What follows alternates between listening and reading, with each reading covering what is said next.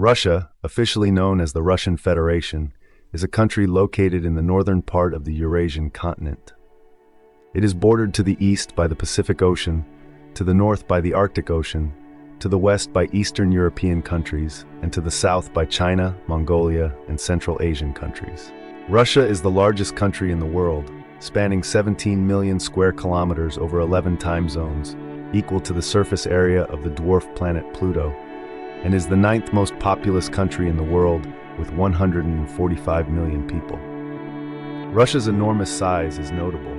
It stretches 8,000 kilometers wide and 3,200 kilometers long, crossing 2 continents. Former U.S. vice presidential candidate Sarah Palin once said, "You can see Russia from American soil," which the media mockingly shortened to, "I can see Russia from my house." The truth is, from Little Diomede Island in Alaska, you can see Big Diomede Island, which belongs to Russia, just 2 miles away. You can indeed see Russia from American soil. Despite its vastness, Russia's geography presents challenges. These geographical issues help explain why a country of such international stature ranks only 11th in GDP, 61st in per capita income, has a higher poverty rate than other countries at similar latitudes, like Northern Europe and Canada, and they also elucidate many foreign policies of Russian rulers and leaders throughout history. 1. Warm water ports. Russia has access to 2 oceans, but severely lacks direct routes to an ocean that remains ice-free for most of the year. This is Russia's greatest Achilles heel, preventing it from functioning as a global power. History has confirmed that a strong navy and developed maritime trade lead to a powerful nation. The mightiest empires are rarely landlocked countries, except for Mongolia, but that was in the pre-maritime era. Russia does have several large seaports, but they all face one or more geographical limitations. Murmansk, St. Petersburg, and Vladivostok freeze in winter. Kaliningrad doesn't freeze, but isn't connected to the rest of mainland Russia. Novorossiysk has a warm water port, but it's not a deep water port. Ships from St. Petersburg or Kaliningrad must pass through the Danish Straits to reach the Atlantic Ocean, and Denmark is a NATO member. From Novorossiysk to exit the Black Sea, ships must pass through the Bosphorus Strait, controlled by NATO member Turkey. Vladivostok's access to the Pacific Ocean is restricted by the Japanese archipelago, a key U.S. ally. The Soviet invasion of Afghanistan in the late 20th century was a clear manifestation of Moscow's dream of a warm-water military port. Communist Party leaders might have disliked the Tsarist regime, but they adhered to the teachings of Peter the Great: seek access to the Persian Gulf and the Indian Ocean. Unfortunately, Afghanistan again became a graveyard for empires, with both the British and Soviet empires bogged down there, and most recently, the American Empire. The Afghan War is often compared to the Vietnam War for the Soviets and indirectly led to their collapse. Speaking of Vietnam, it's worth noting that Cam Ranh Bay was once a berth for the Soviet and Russian Pacific Fleet until 2002.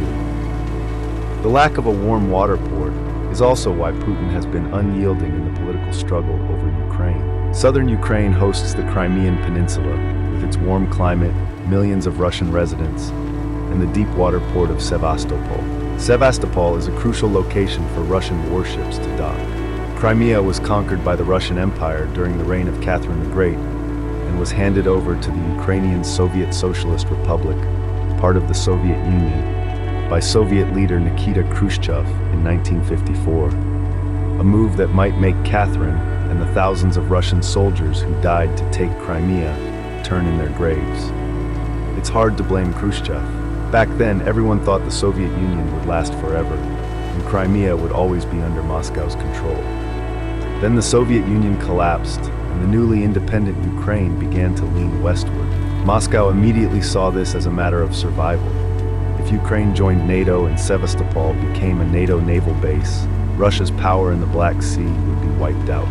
Putin had no choice. He had to annex Crimea. The referendum was condemned by the United Nations as illegal.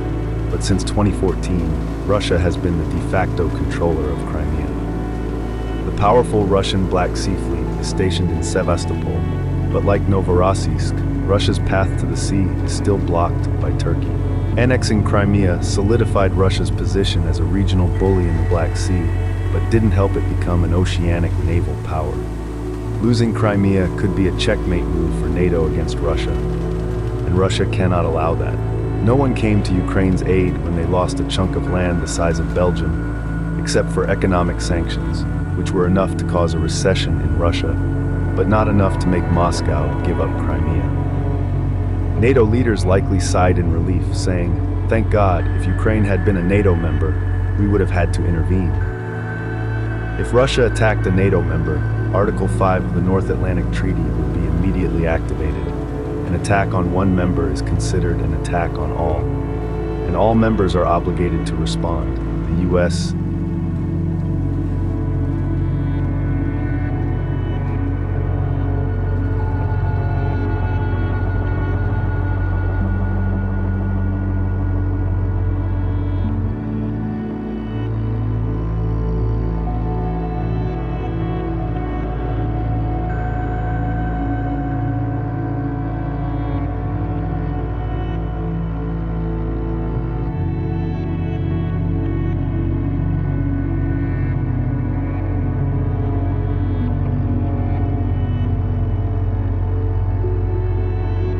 Two, the East European Plain. Another reason why Russia doesn't want Ukraine to lean westward is the vast stretch of land known as the East European Plain. To govern such a large territory, Russian leaders need a very broad strategic perspective, but throughout history, they have always focused westward.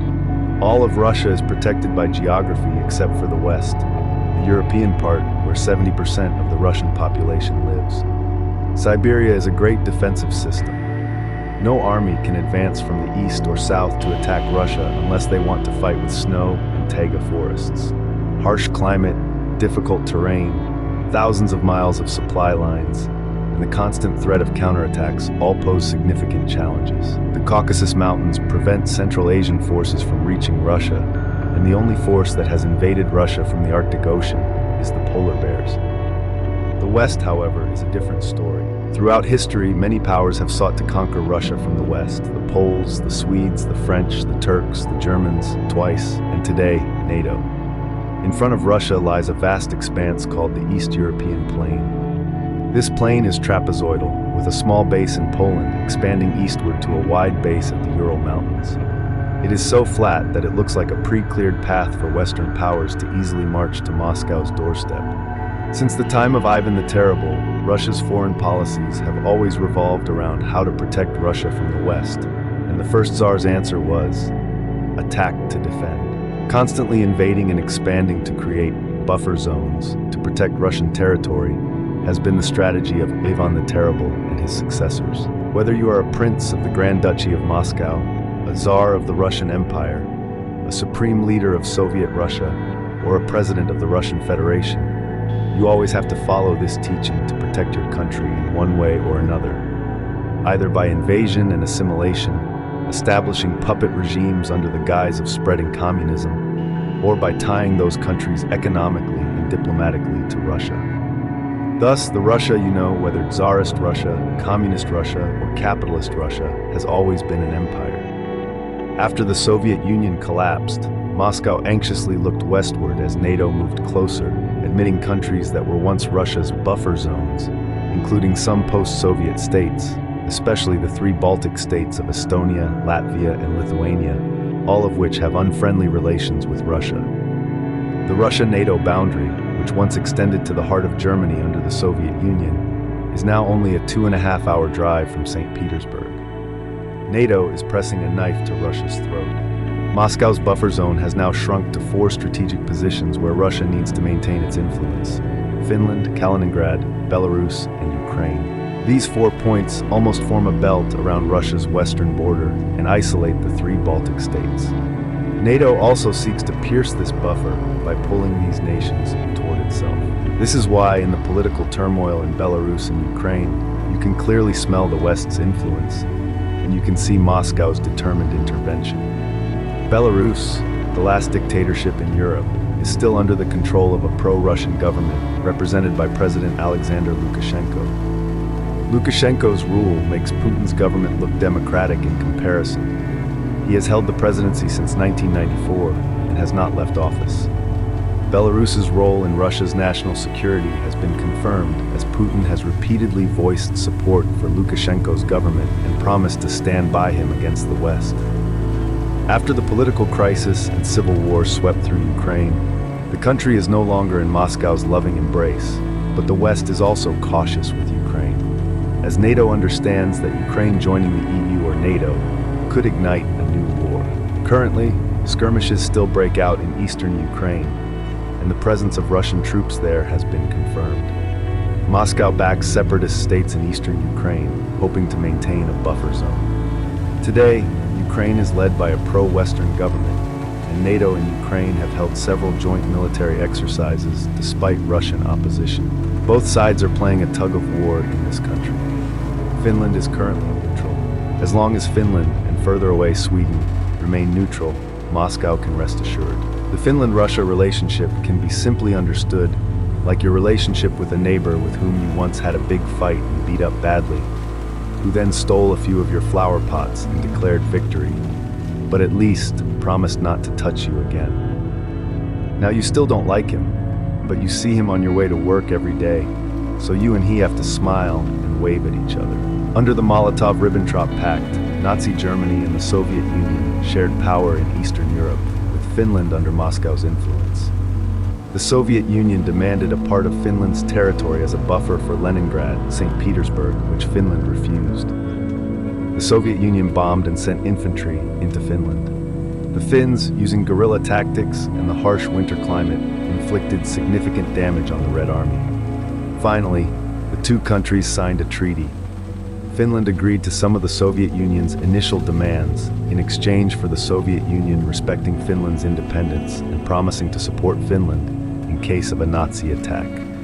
The Soviet Union essentially achieved its goal, but this was also a significant moral victory for the Finnish people. 3. So why hasn't Russia been conquered? There are two reasons why Putin's Russia is still navigating well through geographical challenges: oil and natural gas. Russia is an energy powerhouse, particularly in fossil fuels. It has the world's largest natural gas reserves, is the largest exporter of natural gas, and holds the 8th largest oil reserves. This doesn't even account for the massive reserves potentially lying beneath the Arctic ice shelves and the frigid tundra of Siberia. And who is their biggest customer? The EU. The closer you are to Moscow, the more you rely on Russia for energy. Finland and the Baltic states are almost entirely dependent on Russia for natural gas. Eastern European countries depend on Russia for about 60% to 80% of their gas needs, and notably, Germany imports more than half of its annual natural gas from Russia. There is a sword pointed straight at the heart of the EU that Russia holds by the hilt, and that sword is shaped like gas pipelines, which Russia can fully control by increasing or decreasing the flow. Without Russian gas, these countries would face severe energy shortages within 10 days. This dependency makes Germany appear less enthusiastic in condemning Russia compared to countries less reliant on Russian energy, such as the United Kingdom. The better a country's relationship with Russia, the less it pays for energy, as seen in Finland. Europe, of course, seeks to diversify its gas supply, for example, by investing in ports for importing liquefied natural gas, LNG, from the US or the Middle East. However, the dependence on Russian oil and gas remains substantial and will be difficult to change in this century.